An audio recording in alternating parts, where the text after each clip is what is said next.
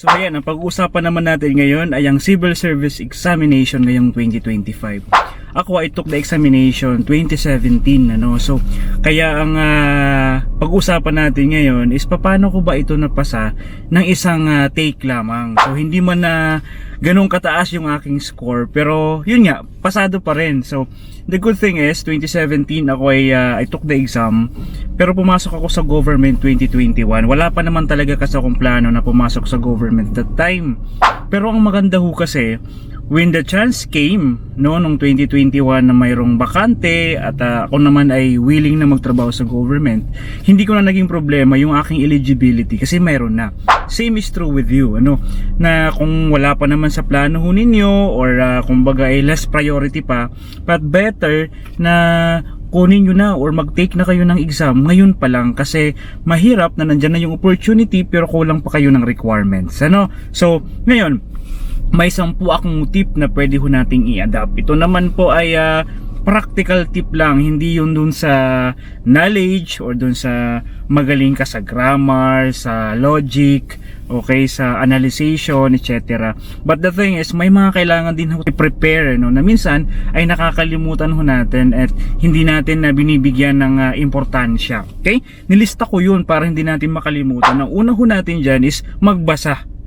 So ako kasi way back 2017, ako ay nagtuturo pa that time, kaya marami akong time na magbasa. Anong kailangan basahin? Hindi naman kailangan na lagi yung about sa math or sa English. Ang ginawa ko is yung mga current events, di ba? Yung mga current issues na pwede mong basahin na para nakakuha ng inyong interest.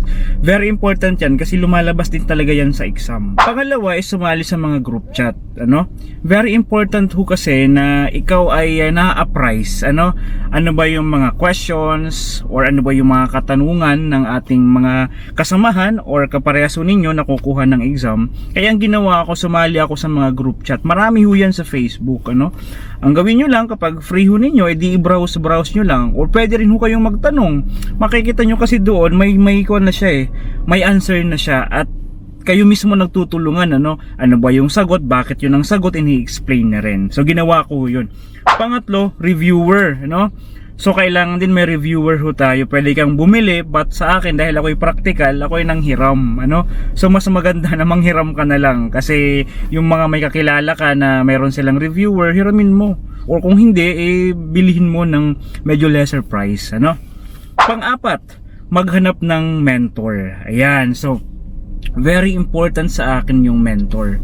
Hindi man na lahat na lang ng mga katanungan ay sa kanya mo isasangguni, but the thing is that nakakapag-encourage kasi. Yan, pumili ka ng mentor na ini-encourage ka at makakasagot sa mga practical or petty questions mo. Panglima, puntahan ang place of exam ahead of time. Okay?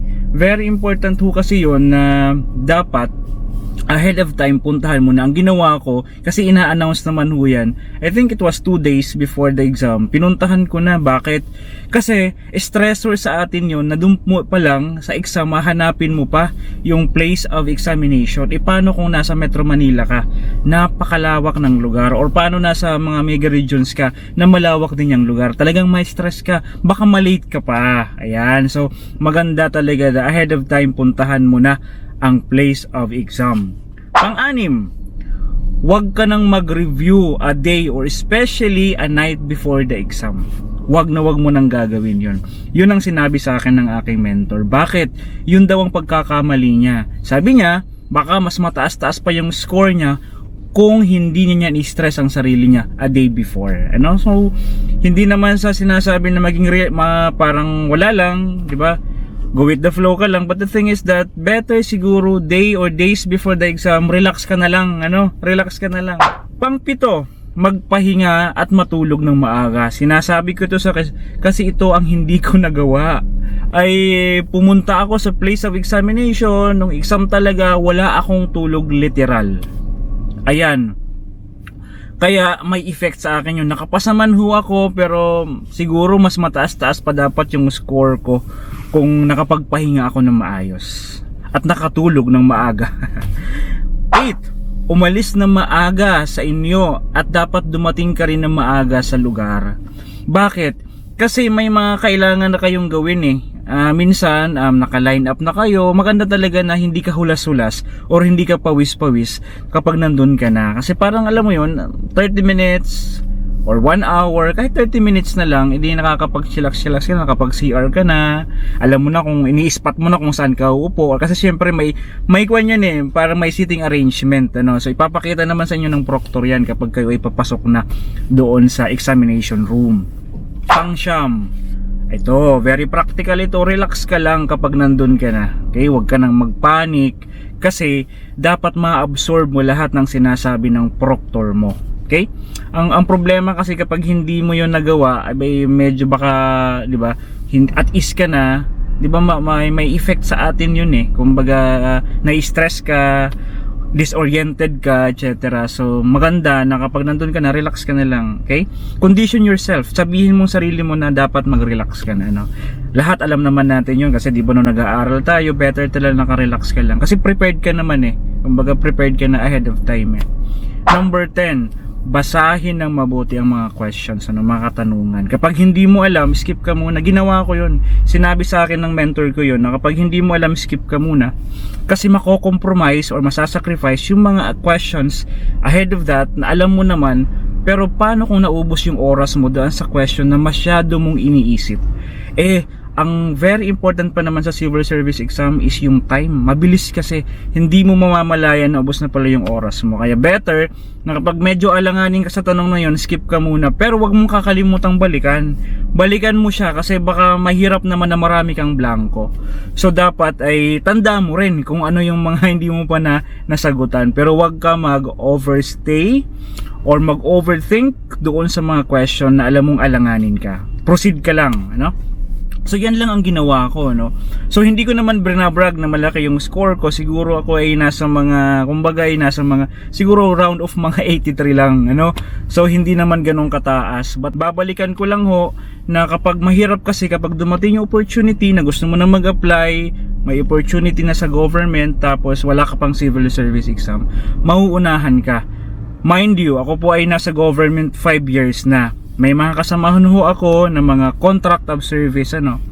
Sinabihan na ho sila na mag-effort, mag-take na ng exam. Pero siguro may mga iba pang priority, so hindi sila nag-take ng exam. Now, the chance came na mayroong bakante. Dahil hindi nga sila qualified doon sa eligibility, talagang hindi maibibigay sa'yo yung ang ginugusto mong posisyon or ginugusto mong trabaho. Kaya better talaga kahit wala ka pang masyadong fixed talaga na plan na ngayon ka na ipapasok sa government, better na mayroon ka ng civil service eligibility, you know? So kumuha ka na kayo, especially yung mga bagong graduate yan or pag-graduate pa lang, fresh pa kasi sa memory natin yung pinag-aralan ninyo, maganda ho yun. Doon naman sa medyo late na, sige lang, review lang tayo sa mga sinabi ko po. Pwedeng kunin yung lahat yun, pwede naman yung iba lang, pero talaga malaking bagay na magbasa at magbasa tayo. Huwag ho natin ibaliwala yung parang we are not improving ourselves, especially dun sa mga current events. Mahalaga ho yun, ano? Tapos kung may time ho kayo dun sa mga law, basahin nyo rin po yun. Meron naman ho tayong mga website for that, ano? So yun lo, practical things na ginawa ko kung bakit ako nakapasa at nakapasok sa government, dahil nga may civil service eligibility na ho tayo. So I hope nakatulong yun pinag-usapan natin ngayong araw.